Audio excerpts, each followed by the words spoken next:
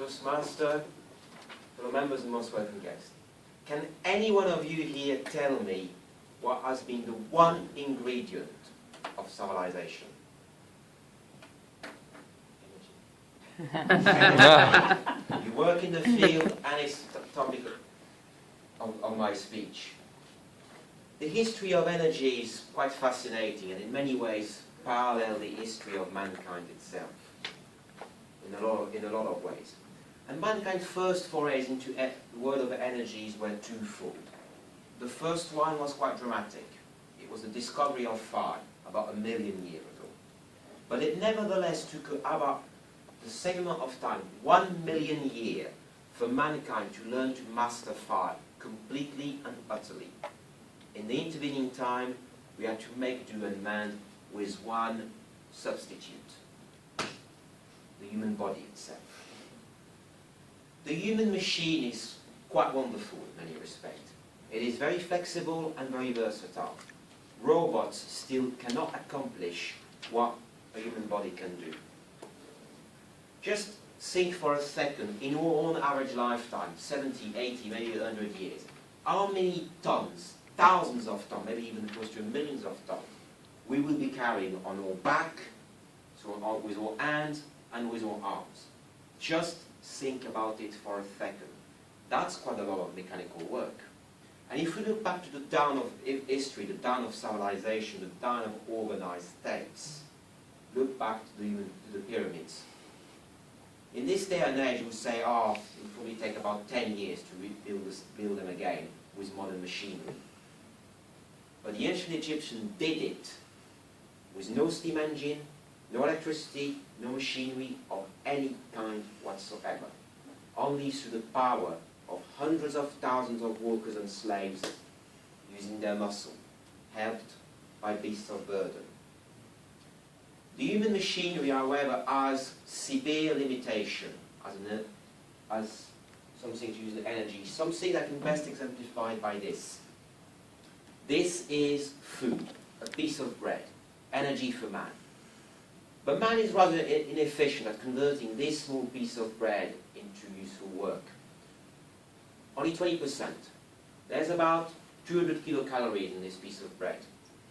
And if we would convert it, I would eat it and then go on a treadmill and run, or maybe go on a bicycle to produce some electricity. The amount of electricity I would be able to produce using this piece of bread would just be enough to power a single small light bulb for just 1 hour. That's not a lot. If I want to borrow a washing machine or something, or a car, maybe all of us will need to be at it. Maybe even all of the building. To give you an idea of the true limitation of animal and human power, think about the entire energy need of the UK for just today. How many humans do we need running on treadmill or cycling on bicycle to produce the energy required? Give me a number. Billions indeed. A conservative estimate is at least 8 billions. And that is just for the United Kingdom. For the whole of mankind, well, we need more of them than the people are. And just think of the mountain of bread that will be required to feed them just for one day. Would there be enough land on the whole of us to grow the wheat? I don't think so.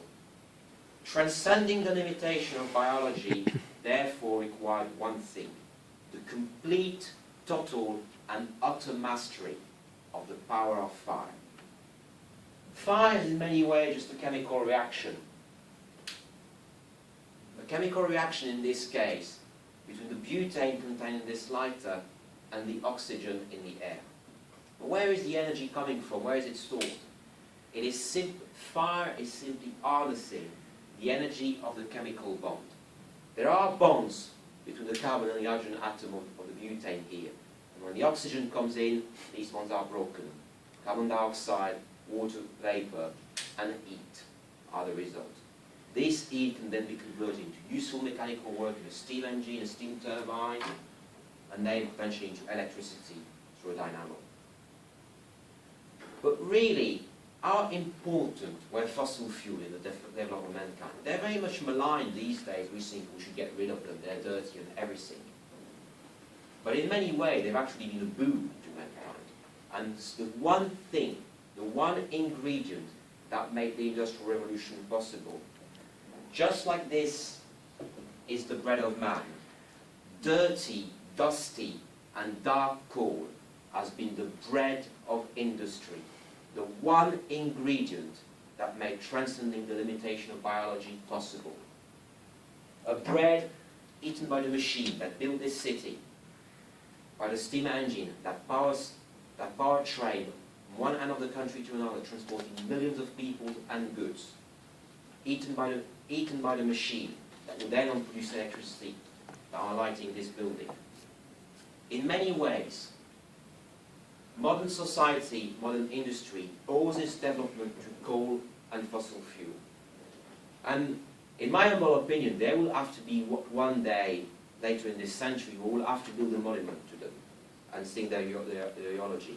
It might seem controversial, but I would like to take this occasion to thank the millions of men in this country, in China, all over the globe, that went down the mine, and some of them never came back, to scrape the bread of industry and had us on the word itself. To all of them I would like to say, thank you, lad, for all your hard work. Thank you, because you're the one that made the Industrial Revolution possible. You're the one that allowed mankind to transcend the limitation of biology. And for all of that, I and all of us in this room should be eternally grateful. But coal and fossil fuel have got some debilitating limitations as well, just like human and animal power. The main one is that they are finite resources. There can only be so much coal and so much petrol and so much natural gas on Earth. One day we're going to run out. So how do we transcend the limitation of geology? Can we do it just like we once transcended the limitation of biology itself? Yes, we can, is the answer. As we've seen earlier, the power of the chemical bond is quite a powerful thing. But let's just think about the power of the atomic nuclei, about nuclear power itself. E equals mc squared. Mass is energy, and vice versa. All on bodies split apart in the nuclear reactor and produce a tremendous amount of energy. A tremendous amount of energy that is best illustrated by this thing. Can anyone tell me what this is? This is a uranium pellet that is used in nuclear reactor all over the globe. I can see some people here panicking slightly, so fear not, this is fake. And this weighs just about 7 grams. If it would be a piece of wood, it would be gone in seconds, so it's not much really. But this is the equivalent of 25 tons of coal, compressed snugly within my fingers. 20 liters of petroleum, if you're that way inclined. A lot of energy right in my hand. Such is the power of nuclear energy. But hold on, you might say uranium is a finite resource, just like coal or oil. It's not. Dissolved in the sea that surrounds our island, there is enough uranium dissolved in the water to power all needs. Not for decades, not for centuries, not for millennia, not even for millions, but for billions of years. And the good thing, it renews itself from the earth's crust and through the water that flows from mountains. What a cool and amazing thing in some respect. Why burn coal when the next big step for mankind is nothing less than to set the seas ablaze with the power of the atom in our hands? Burning the seas, just like Jules Verne famously predicted in the 19th century in the mysterious island. It's quite an amazing history, energy really, where nothing is lost, nothing is created, and everything is transformed. And if we look back to the heat that might be produced by this uranium pellet, it might just be the heat that one small plant in a greenhouse needs to blossom into a magnificent tree. A tree that a few million years thence will have fossilized into coal, that a few billion years thence will fuse into uranium in the body of a dying star.